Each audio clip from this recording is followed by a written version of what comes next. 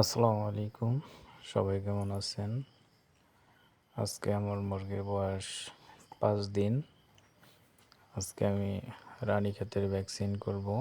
কিভাবে রানীক্ষেতের ভ্যাকসিন করি সেটা আপনাদের দেখাবো। প্রথমে আমি একটা বস্তা, চটের বস্তা বিছিয়ে নিয়েছি। এখন আমি ভ্যাকসিনগুলা গলতেছি।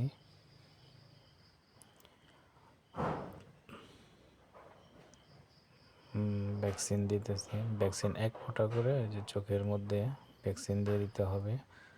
তাহলে শতভাগ কনফার্ম হবে রানীক্ষেতের ভ্যাকসিন দিয়ে আপনার সালার উপরে বাচ্চাটা রাখলে যাতে এটার জীবাণু বোর্ডিংয়ে বা বাইরে না হয়, এই জন্য সালার মধ্যে আমি রাখছি এবং সালার মধ্যে বসে রয়েছি।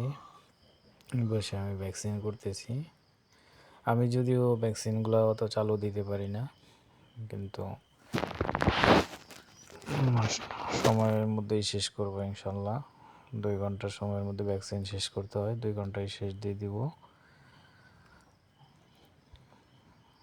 প্রত্যেকটা বাচ্চার 1 ফোঁটা করে চোখে ভ্যাকসিন দিলে কনফার্ম হয়ে যায়। পানিতেও ভ্যাকসিন দেওয়া যায়, কিন্তু ওইটা হয়তো কোনো মুরগি বাচ্চা খায়, কোনো বাচ্চা খায় না, ঠোঁট চোবায়, কোনোটা চোবায় না।